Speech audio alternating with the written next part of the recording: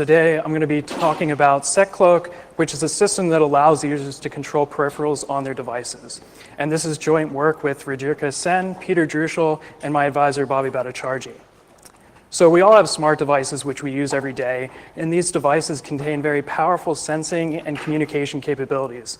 Now, while these devices and their capabilities enable amazing functionality via the applications that run on them, such capabilities can also be and are misused in practice by malicious software. Therefore, there are many important scenarios where users attempt to regain control of their device and exercise control over their peripherals. So for instance, journalists meeting with a sensitive source might disable location services and turn on airplane mode so that they can't be tracked. And in addition, users may simply want to disable the microphone to prevent snooping by applications on what they have to say. Now, even though existing systems provide such control, in the end, it's rather limited because of two fundamental issues. So first, the settings are simply incomplete. So for example, on Android motion sensors, there's no global way to disable these, and applications don't even have to request permission in order to use them. And second, there's really no assurance that the settings are actually enforced. Large platforms, such as in the case of mobile devices, have shown themselves to be hard to secure as a whole.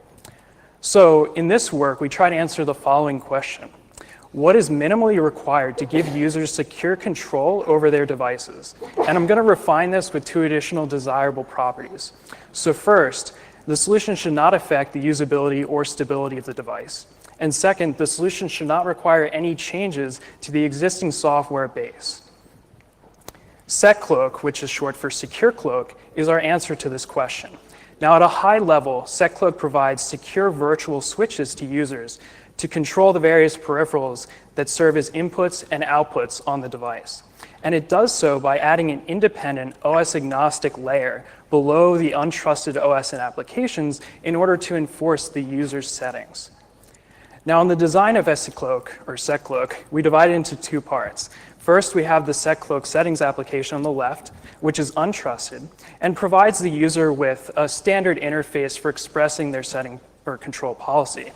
So the settings application then takes these settings and communicates the policy to the Sekernel, shown on the right. Now, the Sekernel provides a lot of functionality here, and first, it securely redisplays and asks for explicit confirmation from the user regarding the policy settings before applying them. Second, the Sekernel is also responsible for configuring the necessary hardware protections to prevent any direct access to the protected devices by the untrusted software. And finally, the Sekernel also handles any access faults from the untrusted accesses in order to enforce the policy. Now, in order to implement such a design, we need support from underlying hardware isolation mechanisms, which we find as provided by ARM TrustZone. Now, at a high level, ARM TrustZone provides a very simple isolation model in which there are two worlds, the non-secure world, or sometimes referred to as the normal world, and the secure world. Now, each CPU executes in a single world, or each CPU core executes in a single world at a given time, and any hardware accesses made by a core are tagged with the core's current world state, thus enabling TrustZone-aware hardware. Now, the non-secure world can invoke functionality provided by the secure kernel via the secure monitor call or SMC instruction as shown here. Ultimately, we use these mechanisms provided by ARM TrustZone for two purposes: to not only isolate the Sekernel from the untrusted software that runs on the device, but also to allow the Sekernel to configure the necessary hardware protections to mediate the accesses made by the untrusted software to the peripheral devices. So now let's take a look at the hardware protections that SeCloak uses in more detail. Now, the first type of direct access is in the form of interrupts. So devices running on the system will send interrupts to software running on the CPU. And by configuring the TrustZone-aware interrupt controller, the Sekernel can assign ownership of the interrupt to either the secure or non-secure world, thus allowing it to prevent delivery of certain interrupts to the non-secure world and therefore the untrusted software. Next, the second type of direct access is when the software communicates with the devices via memory-mapped input-output, or MMIO, operations. Now, in this case, even if a device hangs off of a peripheral bus, the execution of bus transfers ultimately boils down to MMIO operations with the bus's hardware controller. Now, while in practice this picture is a little simple and the reality is more complex, we can treat the hardware protections as a single firewall that sits between the system bus and the peripheral devices. And this firewall can be configured by the Sekernel in order to deny any specific non-secure accesses and report these as faults to the secure kernel.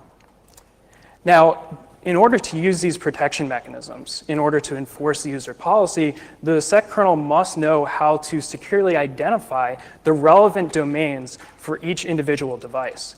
And this relies on an understanding of how the hardware is configured, which is expressed in the device tree. So as the name implies, the device tree is a hierarchical representation of the set of devices present on the hardware and how they're interconnected.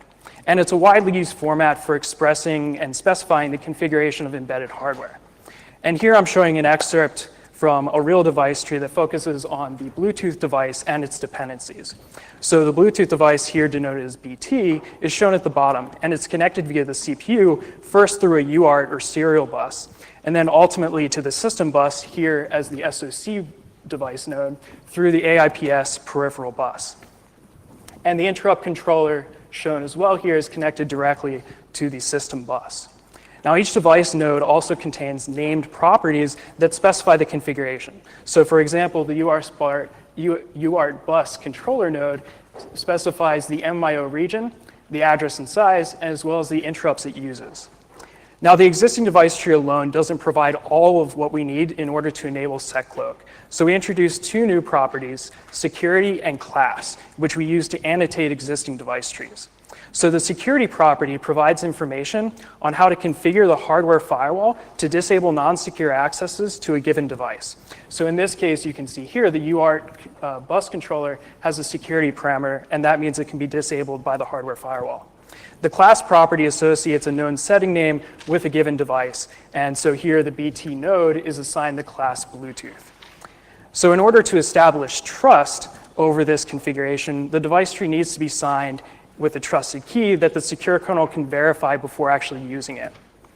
And now that we have an understanding of the building blocks for SeCloak, namely the hardware protection mechanisms, as well as the hardware specification, let's take a look at an example in depth to see how SeCloak works to enforce the user's policy.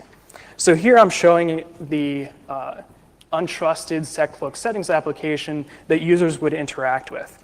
And so again, it looks similar to other settings applications you might be familiar with, where the user can interact with the app to disable or enable various devices. The app also provides various mode settings shown at the top for ease of use, such as airplane mode, which will automatically disable all networking devices. Now in this case, I'm going to be talking about the user disabling the Bluetooth device, as shown here in the screenshot. And let's assume the user pushes the Set Preferences button at the bottom. Now at this point, the application will generate a command to send to the Sekernel to set the given policy.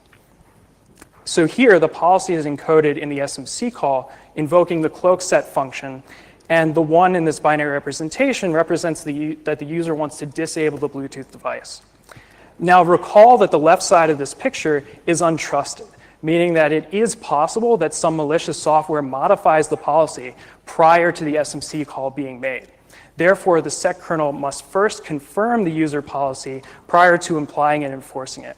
And let's take a look at how this confirmation process unfolds. So first, the Sekernel acquires the display and input devices for its own exclusive use. And this kind of process makes use of the very same hardware protection mechanisms that we've been discussing.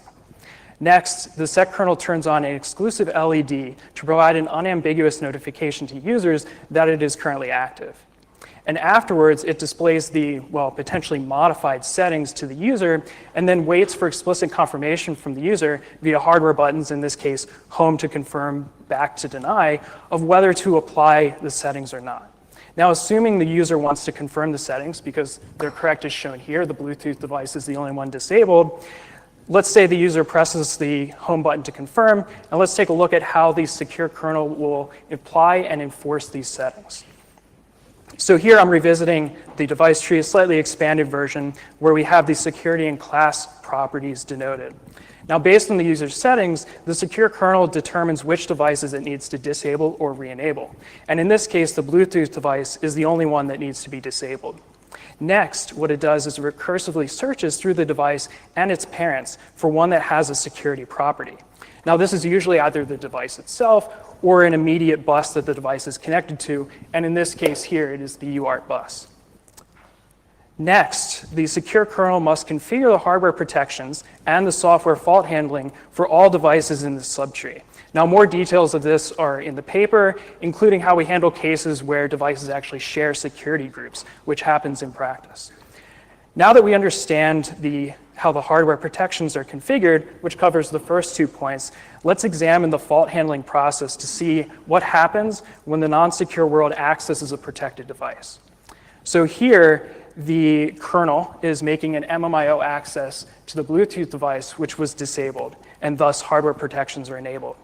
And so as a result, when the MMIO access is made, the firewall reports this as an access fault to the sec kernel. So first, the sec kernel must determine information about this access. It must understand, first of all, the instruction, as well as the data address it was attempting to access. So it does this by reading some of the CPU information about the fault. And on the ARM platform, which is what we're targeting, only load and store, or LDR and STR instructions, are the ones that make these accesses. So the sec kernel takes this fault information and disassembles the instruction at the instruction address to determine the type and target register. Next, using this information, it takes the address and looks up the policy in order to enforce it for that given MMIO region. Now, the standard policy which we had been talking about is to deny. So for instance, we would discard any store instructions and return 0 as a result of any load instructions.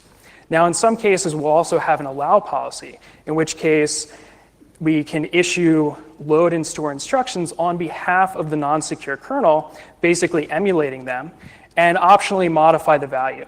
Now, again, this kind of detailed information is available in the paper, but at a high level, this allow policy is used when the set of devices shares a security group and not all of them are disabled, and also to share the device between the non-secure and secure worlds, for instance, what we use to implement some of our device drivers.